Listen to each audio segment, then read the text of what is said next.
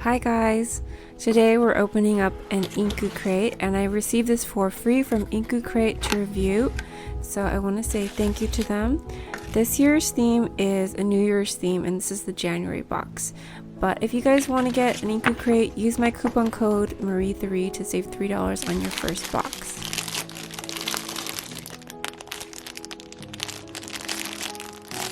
So we're starting off a new year, and I thought in this video while I unbox these items, I'd talk a little bit about my own personal New Year's traditions. And make sure to leave a comment below and let me know what you guys do to celebrate. When I was growing up in the US, New Year's Eve was a much bigger deal than New Year's Day, and even for me, it wasn't really a big deal at all. So my family was really Americanized, and I think maybe we ate mochi and ozoni, which is this Japanese soup that you eat on New Year's, but that's really about all I can remember.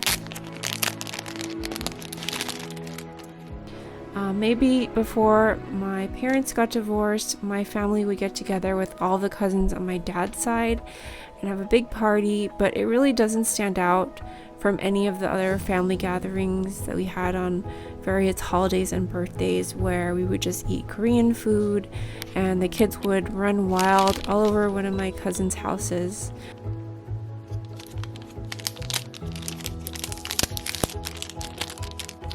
I mostly just remember the part where we were playing and where my grandfather would bring us a bunch of Japanese snacks.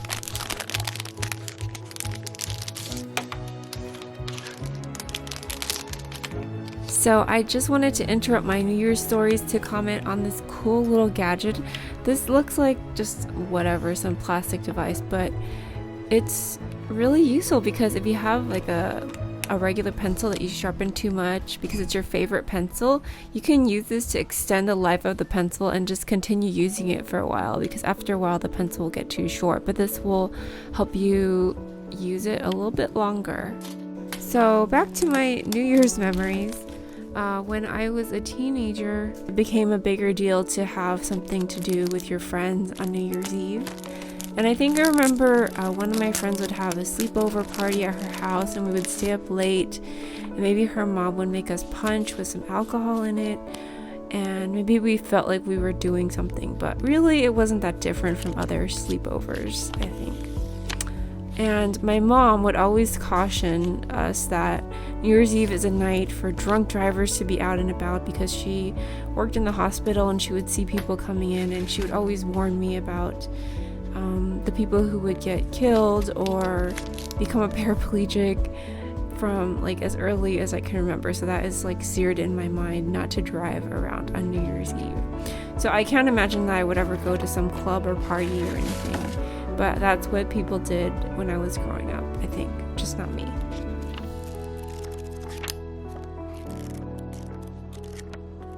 So I have to say, this is my favorite item in this month's Inku Crate box. I thought this was so cool. This is a little notepad, and it has like so many pieces of these papers with pre-drawn lines, fold lines, and so you can make this into a little miniature kimono or yukata. I don't know if you can see, but there are these little white dotted lines on the paper that show you precisely where to fold the paper to get the perfect fold. And then after I started dating my husband, we would have a tradition of boiling seafood like king crab or snow crab legs from Costco, along with some cocktail shrimp. We would celebrate it with seafood, and sometimes we'd get a lobster and we'd just eat that at home. But I don't think either of us was really the club or party type, so we would probably do something like have a Mad Men marathon and watch all the episodes in one night or something like that. But now that I have my own family of 4, I think a lot about creating traditions and creating good memories for my kids, and I really enjoy having any occasion to celebrate. So we will always have our own New Year's Eve celebration at home. I will put up streamers, whatever leftover streamers I have from prior birthday parties, and blow up some balloons, and then we'll say Happy New Year, and we'll blow those little party horns. My kids love those. And I will always play Prince Party Like It's 1999. I don't know why, but I just feel like that's the classic New Year's song. So I'll always play that over and over again. We'll just have our own mini celebration. And one year I think I actually let my kids stay up until midnight, and that turned out to be a big mistake because the next day they were incredibly cranky from not having gotten enough sleep, and it threw off our entire sleeping schedule for about a week. So I told myself I would never do that again. So now we always celebrate New Year's Eve about 2 or 3 hours early. So like around 9 p.m. we do our countdown and blow our horns and pop our confetti poppers, which we ended up making this year, and it was really fun. We used leftover toilet paper rolls and wrapped them in like gold and silver cellophane, and then we cut up our own confetti and put a balloon in the bottom. I just found this random tutorial on YouTube, and then we popped our confetti, which we had already popped like multiple times before our countdown, and just scooped up all the confetti on the floor, put it back into our toilet paper rolls, and then popped them again. So it was really fun, and I think we're probably gonna do that next year too. We'll always get sparkling cider, so something bubbly in a champagne glass, and for the kids like a plastic champagne glass. And then we'll say Happy New Year and blow our horns and then go to bed. And so by the time it turns midnight, we're all fast asleep in bed. So this month's Inku Crate, even though it was a January box, didn't really seem to have much of a New Year's theme. I think that the theme was actually Demon Slayer. So this washi tape is supposed to have like a kimono print from the Demon Slayer anime.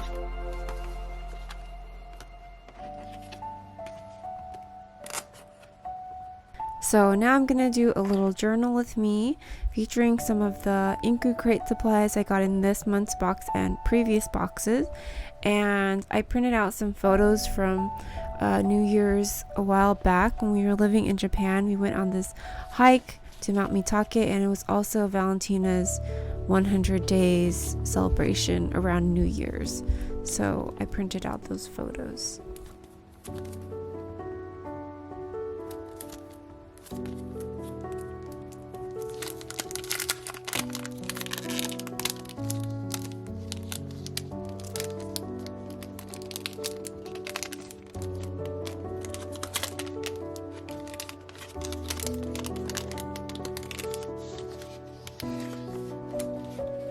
When we were living in Japan, we always tried to follow the traditions of the local country. So I think around New Year's or a couple of days after, people will go to a shrine or temple. And then in our local area, there was a shrine on top of the hill. So one day we decided to just go hike up to the top of the shrine. And at that time, my daughter was really young, so my husband had to carry her in the ergo, and it was quite a long walk for Sienna, who was probably around 2.5 or 3. But it was really memorable, and so I have a couple of photos. I think I filmed a vlog, but I don't think I've published it yet. If you guys are interested in seeing it, then let me know in the comments below. Okay, and then I've talked a lot about this in my videos. This is a daruma doll, which is a traditional Japanese New Year motif, and it's basically like something that you can use to make a resolution or a wish, and it'll come with one eye unfilled out, or actually I think the face is not filled out, and you're supposed to draw in one eye at the beginning of the year and make a wish, and then if it comes true at the end of the year, I think you draw in the other eye. And this is actually a notepad that I got from my Inku Crate from 1 year ago. And then this is a cute little Tsum Tsum one that came in this year's Inku Crate. So when we were living in Japan, we lived about an hour from central Tokyo by train. And this particular place that we visited on New Year's was about half an hour to 40 minutes further from Tokyo. So it's not some place you would normally visit if you're just traveling for tourism. It's kind of a small mountain that has a cable car attached to it, and you can take the cable car up or hike. And a lot of people were hiking, but we were not, in a good condition to hike with our 2 kids that far. So we drove to the parking lot and we took the cable car to the top of the mountain, and then from there we hiked to the shrine. And there's a little village that has some souvenir shops, and there's a nice view of the surrounding area. And then there are some houses and restaurants and a few shops on the way up to the shrine, so you can stop and eat something. And I think we stopped and ate soba. It just felt kind of good to start off the new year with some fresh air and exercise and just doing something healthy.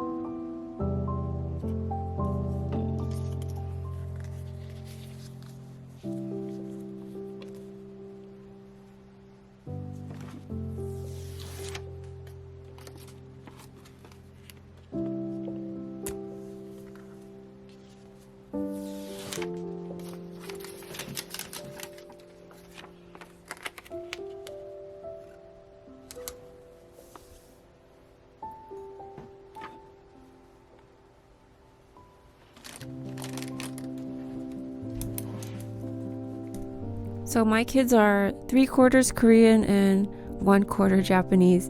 So we had to celebrate the 100 days celebration when Valentina turned 100 days old. I guess in Korea, a lot of kids didn't live past 100 days, so it was a big deal, and you have a little celebration with your family. And so since we did that for my daughter Sienna when she was 100 days, we decided to do it for Valentina, and it was just the 4 of us.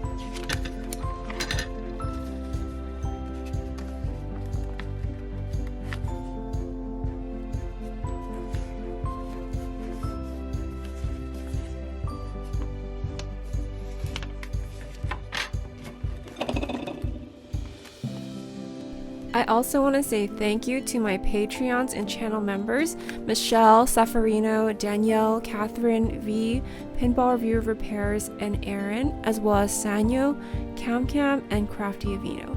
Thank you guys so much for supporting me. I hope you have a great day, and I'll talk to you next time. Bye. 9, 8, 7, 6, 5, 4, 3, 2, 1.